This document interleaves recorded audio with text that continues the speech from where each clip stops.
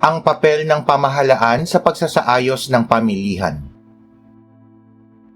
Ang malayang pamilihan ay hindi perpekto. May mga pagkakataon na ang mga gawain ng mga consumer at producer ay nagdudulot ng hindi magandang epekto sa tao, lipunan at kapaligiran, at nagkakaroon ng tinatawag na market failure. Ang market failure ay nagaganap kapag ang malayang pamilihan ay hindi nakakalikha ng resulta na pinakamainam para sa lipunan. Sa mga ganitong pagkakataon ay kinakailangan ng interbensyon o panghihimasok at minsan ay pagkontrol mula sa pamahalaan. Public goods. Ito ay mga produkto o serbisyo na hindi maaaring ipagkait sa sinuman at hindi nababawasan ng halaga kahit paggamitin ng marami.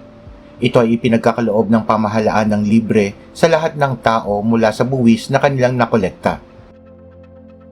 Ilang halimbawa ng mga public goods ay ang serbisyo ng mga pulis, sundalo at bombero para sa seguridad at kaligtasan ng publiko.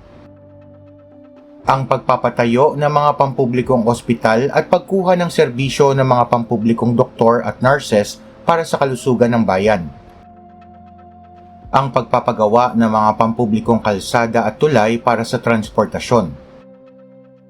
At pagpapatayo ng mga pampublikong paaralan at serbisyo ng mga guro para sa edukasyon. Tragedy of the Commons. Sa isang malayang pamilihan, hindi kumikilos ang tao para sa lipunan o para sa kolektibong kapakanan ng lahat. Ang tao ay kumikilos para sa kanilang sariling interes at pakinabang. Ang tragedy of the commons ay nangyayari kapag ang mga individual ay kumikilos na makasarili upang makakuha ng panandaliang benepisyo nang hindi isinasaalang-alang ang mga negatibong kahihinatnan nito. Sa kalaunan, humahantong ito sa pagkasira ng mga pinagkukunang yaman. Isang halimbawa nito ay ang overfishing. Sa maraming lugar sa mundo ay mas maraming isda ang hinuhuli mula sa mga ilog, lawa at karagatan kaysa sa mga ipinapanganak. Hindi lang ito masama para sa mga isda, kundi pati na rin sa mga mangingisda. Habang patuloy na uubos ang mga yamang ito, ay nawawalan din ng trabaho ang mga mangingisda. Ngunit bakit hindi nila hayaan at bigyan ng mga isda ng sapat na panahon para makapagparami at lumikha ng mas marami pang isda para sa hinaharap? Kung ang iilang mangingisda na may malasakit sa kalikasan ay magpasyang bigyan ng oras ang mga isda upang dumami, ay huhulihin lamang sila ng ibang mga mangingisda. At kung hindi rin nila mapipigilan ang ibang tao na pagsamantalahan ang yaman, ay magkakaroon sila ng insentibo na pagsamantalahan din ito at kunin ang pinakamaraming makukuha nila sa pinakamabilis na paraan. At kung ang lahat ay susunod sa ganitong pag-iisip, ang limitadong yaman ay siguradong mauubos. Ang sitwasyong ito ang tinatawag ng mga ekonomista na tragedy of the commons. Ito ang tumutukoy sa pagkaubos ng mga likas na yaman at pampublikong pasilidad dahil sa salungatan ng pansariling interes at pangmatagalang kapakanan ng komunidad. Ito ang sanhi ng karamihan sa ating mga problemang pangkapaligiran tulad ng polusyon sa hangin, deforestation at pagkawala ng mga endangered species.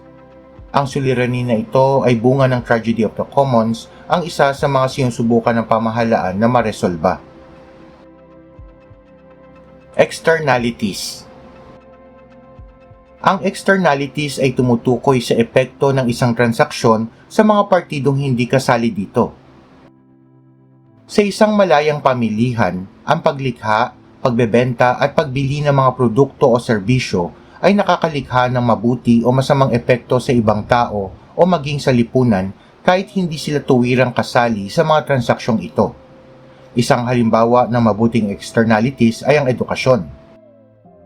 Kapag maraming tao ang may akses sa mataas na edukasyon ay mataas ang tsansa na sila ay magkaroon ng maayos na buhay. Ito ay magkakaroon ng mabuting epekto sa lipunan sapagkat maraming tao ang magkakaroon ng maayos na kabuhayan na siyang magpapasigla sa ekonomiya at magbibigay din ng mataas na kita para sa pamahalaan. Sa kabilang banda, ang pagkakaroon ng maraming pabrika sa isang bansa ay magbibigay din ng mataas na produksyon at trabaho sa marami. Ngunit ito rin ay nagdudulot ng polusyon sa ating kapaligiran at maaaring magdulot ng pagkakasakit sa maraming taong nakatira malapit dito. Asymmetric information. Ang asymmetric information ay ang pagkakaroon ng hindi pantay na impormasyon at nangyayari kapag ang isang panig sa isang transaksyon ay may mas marami o mas may mahusay na impormasyon kaysa sa kabilang panig. At dahil dito ay nagkakaroon ng kabiguan sa pamilihan sapagkat nagagamit ng isang panig ang kakulangan ng kaalaman ng isa na kadalasan ay nauuwi sa panlalamang o pandaraya. Government intervention. Ang pamahalaan ay gumagamit ng iba't ibang paraan upang kontrolin o suportahan ang mga masama at mabuting epekto ng externalities at maalis ang asymmetric information. Regulatory policies. Ito ay mga alituntuning itinatag ng pamahalaan sa pamamagitan ng mga kautusan o batas. Maaaring ipag-utos ng pamahalaan sa mga producers na ilagay ang lahat ng importanteng impormasyon tungkol sa kanilang produkto para sa kaalaman ng mga consumer. Ang pamahalaan ay maaari ding magtakda ng kota o takdang dami upang mapababa ang produksyon ng isang produkto. Ang pamahalaan ay may kapangyarihan din na magkontrol o magbawal sa paggamit ng ilang kemikal sa paglikha ng isang produkto.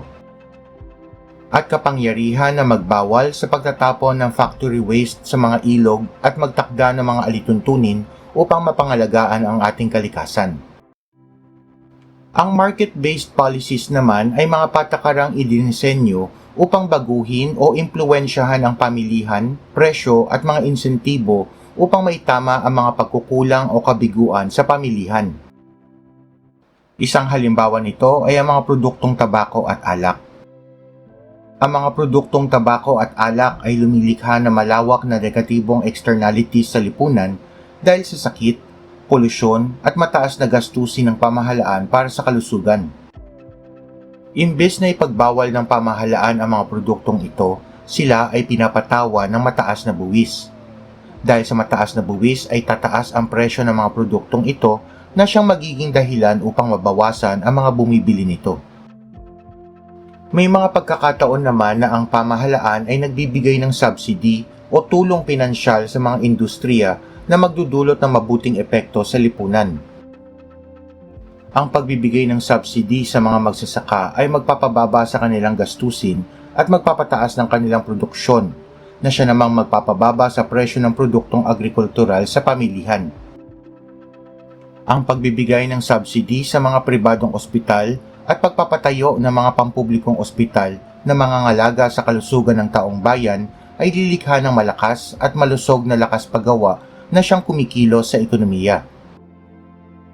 Ang pagsagot sa kabuuang gastos sa operasyon ng mga pampublikong paaralan at pagbibigay ng malaking subsidy sa mga kolehiyo at universidad ay lilikha ng mas maraming edukado, produktibo at kwalipikadong manggagawa na siyang makakatulong sa pagpapataas ng ekonomiya.